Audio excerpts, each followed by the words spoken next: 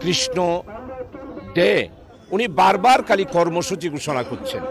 উনি বলছেন হিন্দুদের উপর নির্যাতন হচ্ছে, তাদের অধিকার হারা হয়েছে, এই জন্য বারবার কর্মসূচি দিচ্ছে।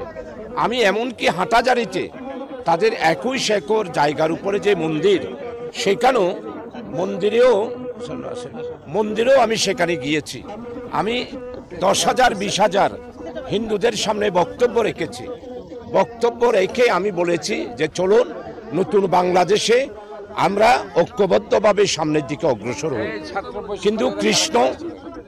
কিন্তু কৃষ্ণ বারবার কর্মসূচি দিয়ে আমাদের দেশকে, শান্তিপ্রিয় দেশকে অশান্তি করার চেষ্টা চালাচ্ছে এবং সেটারই ফলশ্রুতিতে তারা নিউ মার্কেট যেই সমাবেশ করেছে আপনারা দেখেছেন, সেখানে জাতীয় পতাকার উপরে একটি বঙ্গভূমির পতাকা ওরা তুলেছে এবং সেখানের সমাবেশের বক্তব্যের কারণে ছিন্নয় বলেছে বাংলাদেশ নয় বঙ্গভূমি।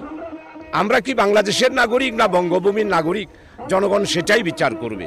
এটার পরিপ্রেক্ষিতে বর্তমান সরকার তাদেরকে একটা মামলা দিয়েছে, রাষ্ট্রদ্রোহী মামলা।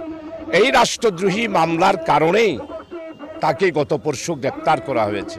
তাকে তো হিন্দু হিসাবে গ্রেপ্তার করা হয় নাই, তাকে রাষ্ট্রদ্রোহী মামলার আসামি হিসাবে